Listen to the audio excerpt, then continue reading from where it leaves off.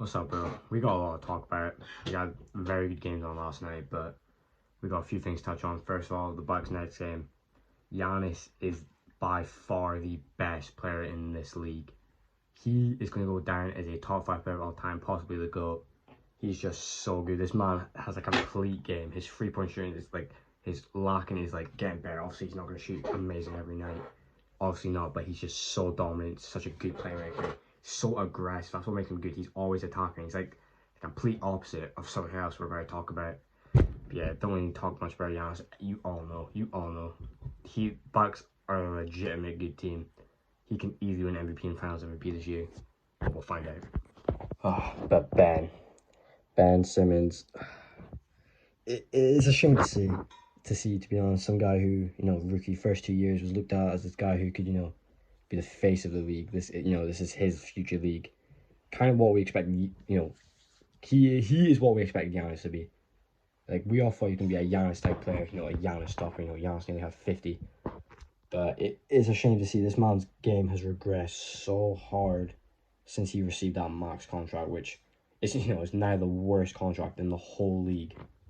Ben is literally just a screen guy that catches lobs, set screens, receives the ball in the paint, and just not look towards the basket and just passes it out.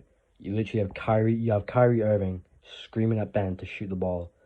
Like, his last season as a Sixer was not as bad as this. Yes, he's missed, a whole year, but come on, bro. It's pathetic. Ultimately, he's just a $37 million distraction on your team. That's all that's going to get asked about, which could take the heat off, KD and Kyrie, of the struggle, but he's just a distraction on the team. He needs to be on a rebuilding team. He is not built for a competitive team. He needs to be, his player that he is suited for one of the worst teams in the league, so he can shine. But Milwaukee showed that they were just perfect. They showed all their highlights tonight. Obviously against, you see Brooklyn's stats. They're not a very good team right now. But, Milwaukee's paint defense is just phenomenal. Brook Lopez there, and you got Giannis, the best help defender in the league, pursuing that. Someone comes in, Brook is there, Giannis comes in. And, it's just over. Such a good recipe they have to win again. Obviously, Giannis can just guard anywhere on the court, and they have very good paint defenders, especially, Jrue Holiday, obviously. Bobby Portis can do somewhat of a job there. Obviously, Giannis and Chris Middleton, when he comes back, they have such a good recipe, and, this team just looks so good. The 3-point shooting is, they don't have pure shooters on the team, but when you're watching that game, you can just see all, Jrue Holiday set back threes, Giannis can shoot the free, Bobby Portis can shoot the free, Chris Middleton is probably the best pure shooter.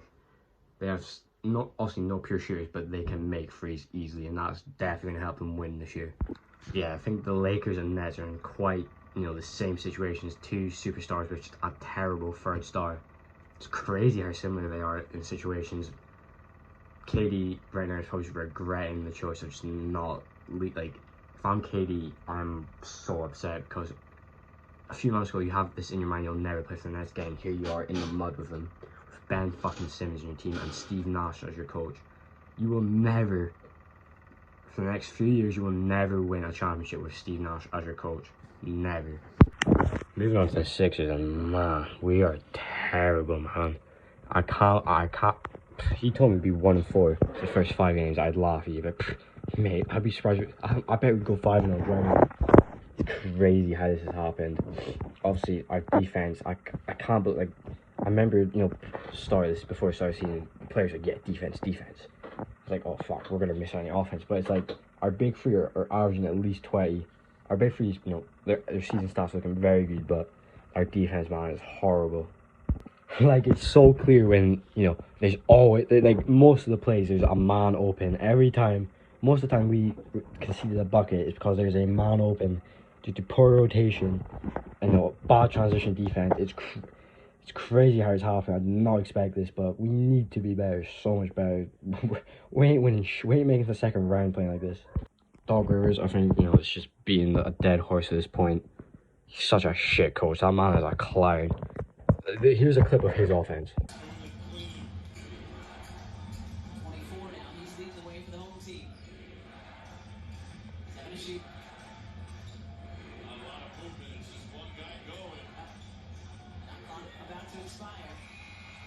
Like, you can't even make this up, man. That's like one of the worst plays I've ever seen. Like, oh my god, it's frustrating. Like, the fact we have one of the most dominant players in this game, and he's nowhere near posting up. The fact he's on the perimeter, if Embiid posts up more, we win more games. That's how it is. If Embiid stays in the paint more, we win more games. But obviously, Doc, that whole coaching staff, like, fucking client, it's a joke, honestly. I don't even care anymore at this point. Sixers are just known for letting people down. Obviously, the main problem is just Embiid and Harden just having the ball too much. But like we have such a talented team. This is the best team Embiid's had around him, and it's just Harden and Embiid. No one else is like, obviously Maggie's getting involved, yeah. But like, it's like we're not passing, we're not cutting in. There's so much wrong with this team and the way it's coached. Obviously Tobias Harris, man, that guy's just, I can't believe it. Had a good playoffs and now he's just shown who he truly is, to be honest.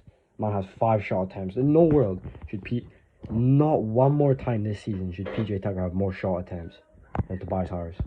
Yeah, the ball movement is just horrible. It's painful to watch. It literally makes me want to turn off the game. We're that bad. It's so bad. I know we got PJ Tucker on that 30 million contract. It's looking quite bad now, I can't lie. Obviously, yes, I've said this before, very early in the season, so we can't exactly judge. But like, why are we using a guy that shoots 40% from free in the dunker spot? Yes, he had a few threes, but he needs to be on the perimeter slash the mid-range. Yes, dunker spot, he can make layups, but that's where Embiid should be. That's exactly how Ben and Embiid was not working. It's because they were both clogging up the paint, and Embiid needed to shine. Hopefully something just changes, but nothing will change until Doc is gone. Only way I see us, being fixed is to start Matisse, one of the best defensive players in the whole league. I think that would help. Start Matisse, get PJ as a 6th man or DeAndre Melton. Fire Doc. Get someone to fix the defense. Gets us to make more passes, more cuts, and more posts up for Embiid. And more of the actual team getting involved. And I think we'll have so much success. And obviously fix the transition defense. The final game I want to get into was the Lakers Nuggets. Pelicans have a future dynasty now. They have the Lakers pick, which they got in the AD trade, which I mean is worth it. You want a championship, it's worth it. Pelicans are gonna be scary after they get this Lakers pick, and for the Lakers, they're done. This is the worst constructed roster ever. They have like the lowest field goal percentage. They literally have a team filled with people that can't shoot. Rob Pelinka needs fired. Jeanie Buss needs to get front. They need to destroy that whole front office. Pisses me off to see one of the greatest athletes of all time, LeBron, go out like this. Go outside. Yeah, he's going to play with Bronny and probably just Bronny, and that'll be a good way to end it. But like, come on, bro. LeBron after the ball, LeBron had at least 2, max 3. But like, come on, bro. If they played their cards right, which 29 out of 30 NBA teams would have played right, maybe like 25, LeBron gets at least 1 more ring. Going to the Lakers, he should not have signed that extension. I'm pretty sure he signed it after the bubble, but he shouldn't have signed another one. No way, man.